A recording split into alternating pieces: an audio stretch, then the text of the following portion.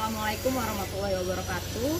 Sebelumnya saya berterima kasih kepada Bapak Henry Sugara selaku dosen pengampu mata kuliah penulisan ilmiah yang telah memberikan kesempatan kepada saya untuk melengkapi tugas penulisan ilmiah ini. Sebelumnya perkenalkan, nama saya Sondang Nauli dengan NPM 2021-01-500088 di kelas Y6A. Baik, pada video kali ini saya akan menjelaskan beberapa poin yang harus saya sampaikan. Yang pertama yaitu judul apa sih yang akan saya ajukan di semester 7 nanti, yaitu judulnya Analisis Aktivitas Guru Bimbingan dan Konseling dalam Meningkatkan Kepatuhan Peserta Didik Terhadap Tata Tertib di Madrasah Aliyah Yapis Al Utsmaniyah Jakarta Utara. Nah, kemudian untuk poin yang kedua ada jelaskan urgensi mengapa penelitian tersebut harus dilakukan. Penelitian tersebut harus dilakukan karena penanaman kedisiplinan yang berkelanjutan diharapkan akan membawa kepada kebiasaan hidup. Dengan adanya kedisiplinan yang seperti ini, peserta didik tidak lagi melakukan kedisiplinan itu dengan keterpaksaan, akan tetapi dengan keikhlasan, kejujuran, dan kesadaran yang sangat tinggi dalam hal mau melakukan tata tertib sekolah. Tata tertib sekolah dibuat dengan tujuan agar peserta didik mampu bertingkah laku sopan, tertib, dan jujur, dan mempunyai tolak ukur norma-norma kehidupan di dalam sekolah. Dalam menanamkan kedisiplinan, pada awalnya seorang pendidik dituntut untuk memiliki kepemimpinan yang otoriter agar peserta didik yang mau melaksanakan tata tertib yang ada. Tata tertib di sekolah sifatnya sangat mengikat seluruh warga sekolah agar mematuhi dan bila tidak akan diberi sanksi. Selanjutnya poin ketiga, apa manfaat penelitian tersebut? Dengan mendisiplinkan peserta didik, diharapkan mampu mendisiplinkan mereka dimanapun mereka berada. Dikarenakan terbiasanya mereka mendisiplinkan diri, sehingga peserta didik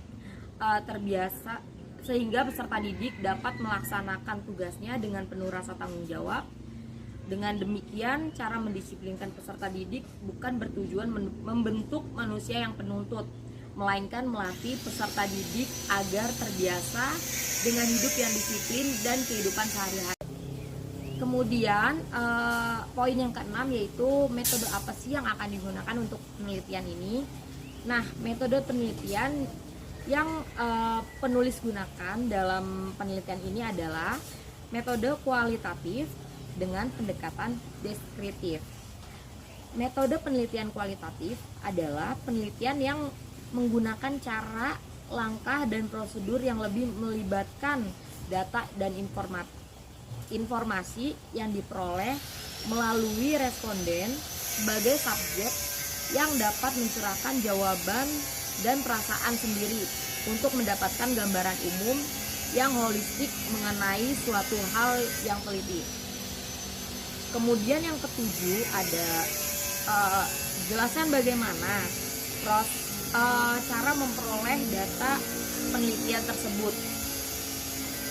Yaitu untuk penelitian ini populasi yang digunakan adalah kepala sekolah, terus guru bimbingan dan konseling, dan seluruh peserta didik kelas 12 di Madrasah Aliyah Yapis Al Utsmaniyah Jakarta, yaitu 12 IPA dan 12 IPS.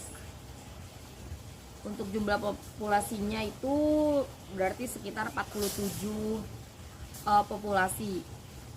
Dengan menggunakan sampel yang digunakan ini menggunakan teknik probability sampling, yaitu teknik pengambilan sampel yang memberikan peluang yang sama setiap unsur anggota populasi untuk dipilih sebagai anggota sampel.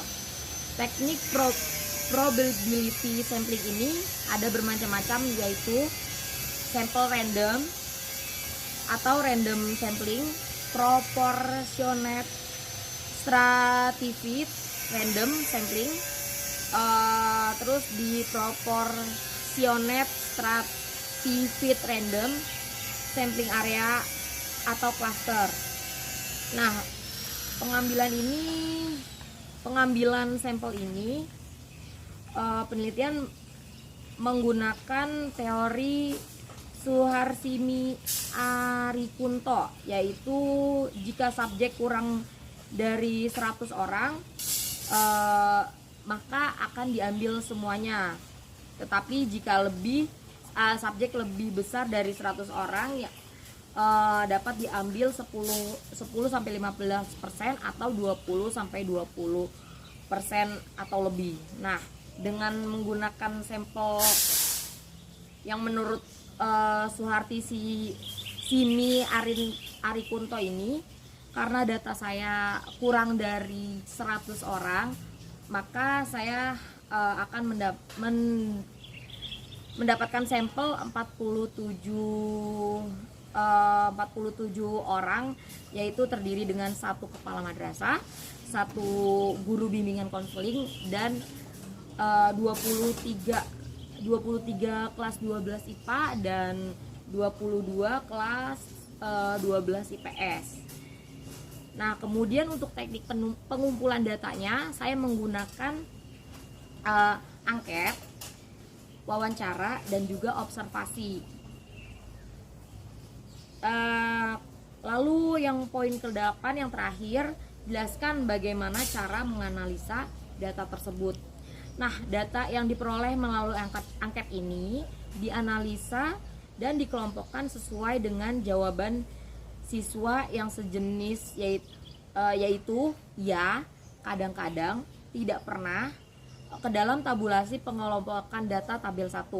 Dan selanjutnya data tersebut dipresentasikan ke dalam tabulasi presentasi data tabel 2 dengan menggunakan rumus P sama dengan Fj per N kali 100%, yaitu dengan keterangan P-nya itu presentasi yang dicari, kemudian Fj-nya itu frekuensi jawaban, N-nya itu jumlah siswa. Jadi P sama dengan presentasi yang dicari sama dengan frekuensi jawaban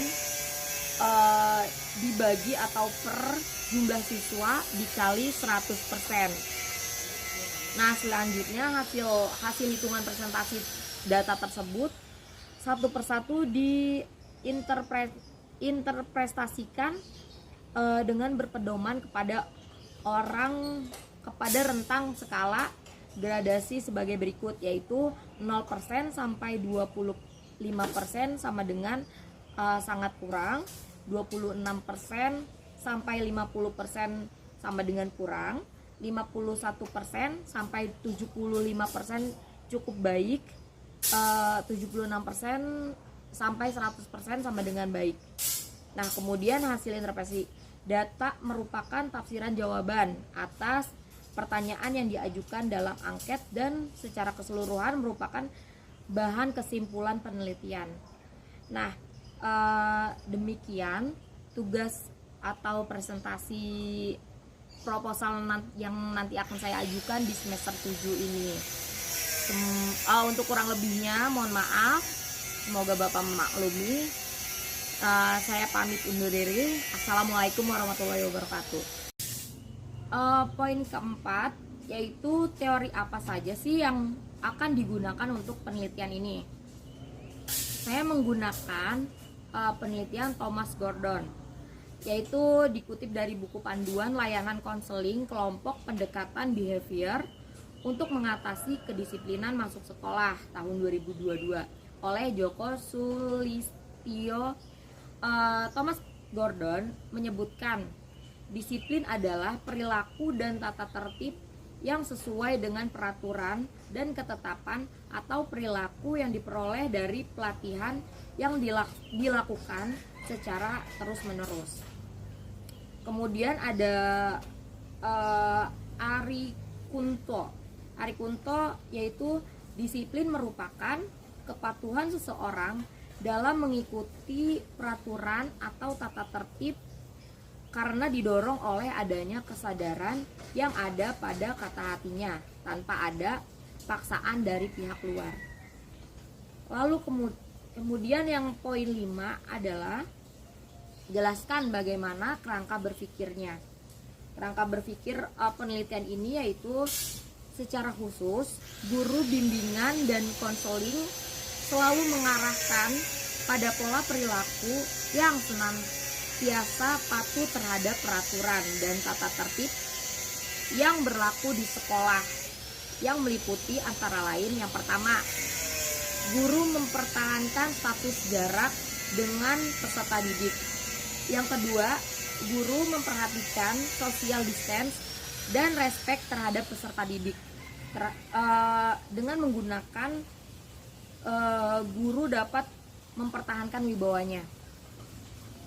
Yang ketiga, guru dalam bertugas berdasarkan kasih sayang, adil, dan menumbuhkan perasaan dengan penuh rasa tanggung jawab. Yang keempat, guru menjunjung tinggi harga diri setiap peserta didik. Yang kelima, guru tidak berusaha mengaitkan ideologi politik yang dianut dalam pergaulan peserta didik. Usaha menegakkan kedisiplinan memang tidak mudah. Diperlukan keteladanan, ketegasan, konsisten dari pihak sekolah, guru, tata usaha maupun kepala sekolah dalam menegakkan kedisiplinan yang sangat diperlukan. Dengan keteladanan yang terus-menerus dari para guru dan karyawan, maka pada peserta didik pun dengan sendirinya akan melaksanakan disiplin itu dengan senang hati dan ikhlas, serta kesadaran dari diri sendiri untuk melaksanakan tugas dan kewajibannya dengan baik.